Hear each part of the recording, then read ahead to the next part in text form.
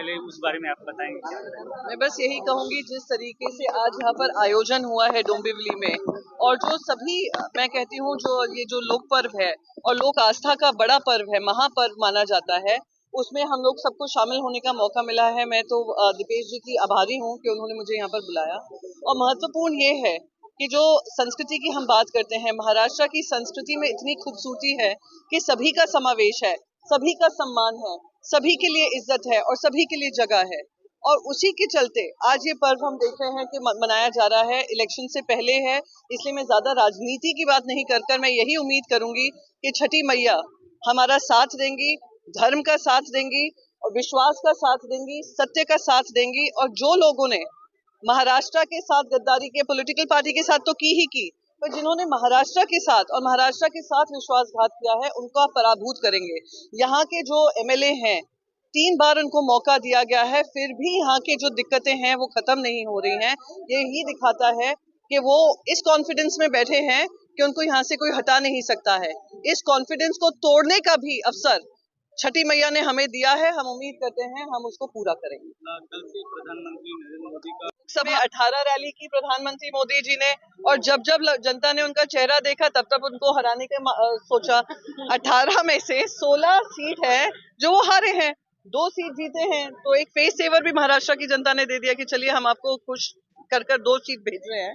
पर आने वाले समय में जितनी बार वो यहाँ पर आएंगे, उनको ये याद आएगा, जनता को ये याद आएगा कि इन्होंने हमारे साथ ईमानदारी से काम नहीं किया, महाराष्ट्र के साथ विश्वासघात किया है, महाराष्ट्र की इंडस्ट्रीज उठाकर दूसरे राज्यों में ले गए हैं, 2 राज्य स्तर की पार्टी को तोड़ने का पाप किया है, घरों में फूट डाली है, घरों में विवाद खड़े किए हैं, हमारे युवाओं को बेरोजगार छोड़ा है, हमारी महिलाओं के लिए कोई कानून व्यवस्था नहीं है, न्याय व्यवस्था नहीं है। खुलेआम एक राजनीतिक इंसान की खुलेआम मौत हो जाती है, हत्या कर दी जाती है, उसका कोई इन्वेस्टिगेशन नहीं है। तो ये सारी चीजें जो महाभ्रष्टाचार और महालूट के माध्यम से दिल्ली को ये पैसा पहुंचाया जा रहा है, ये हमें कतई मंजूर नहीं है और इसकी लड़ाई हम लड़ेंगे। तो मोदी जी जब जब आएंगे और खास करके अमित शाह जी जब जब आएंगे, उतना ही क्रोध जनता को फिर से होगा और उनको बैलेट बॉक्स पे जाकर, ईवीएम की मशीन पे जाकर उनको जवाब देंगे। महाविकास आघाड़ी के उनकी सोच दर्शाता है, कितनी गिरी हुई सोच होगी कि आप एक ऐसे इंसान के बारे में टीका टिप्पणी कर रहे हैं जिन्होंने महाराष्ट्र का नेतृत्व किया है, महाराष्ट्र के एक सीनियर लीडर माने जाते हैं, एक एक्सपीरियंस लीडर माने जाते हैं, और सिर्फ राज्य में ही नहीं किया है, देश भर में उन्होंने काम किया है। वो इस एक्सपीरियंस से आते हैं। आप लोगों ने, और ये जो सदाभाऊ खोट हैं, वो उसी पार्टी से आते हैं जिन्होंने उनके परिवारों में आग लगाई है, एक बहन को अपने भाई के साथ जुदा किया है। ये वो पापी लोग हैं, ये अधर्मी लोग हैं। शंकराचार्य जी खुद मातोश्री आए थे। शंकराचार्य जी क्या कहकर गए? शंकराचार्य जी ने कहा, ये सिर्फ राजनीतिक अधर्म नहीं हुआ है, ये हमारा हिंदू धर्म के खिलाफ अधर्म हुआ है। तो अगर सही मायने में दिशा महाराष्ट्र की ठीक करनी है तो हमें वापस से महाविकास आघाड़ी को लाना है। तो जो उनकी सोच है, जो उनके विचार हैं, जो उनकी गंदी नीयत है, वो उनके शब्दों में बयान हो रही है। और सबसे इम्पोर्टेंट, वो जानते हैं हार सामने है और बुरी तरीके से हारने वाले हैं, इसलिए अपनी खिस्यानपट इन शब्दों के माध्यम से बयान कर।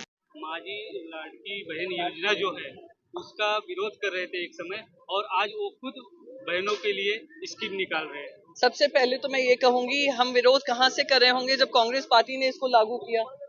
कितने सारे राज्यों में उन्होंने लागू किया, कर्नाटक से शुरुआत की, फिर तेलंगाना में हुआ, फिर हिमाचल प्रदेश में हुआ, और यहाँ पर हम सब ने मिलकर ये तय किया कि ये 1500 रुपए जो दिए गए, वो लोकसभा की हार के बाद दिए गए। उनको लगा, और इनके बहुत सारे ऐसे उम्मीदवार हैं जिन्होंने कहा कि अगर आप हमें वोट नहीं देंगे तो हम ये 1500 रुपए भी वापस ले लेंगे। क्या आपके जेब से आ रहा है ये पैसा? क्या मोदी जी के घर से पैसा आ रहा है? क्या यहाँ पे शिंदे के जेब से पैसा आ रहा है? ये हमारी मेहनत की कमाई का पैसा हमें मिल रहा है। तो एक महिला को सिर्फ 1500 क्यों मिले? इतनी महंगाई की मार है, स्कूल फीस की मार है, भ्रष्टाचार की तो मार है ही।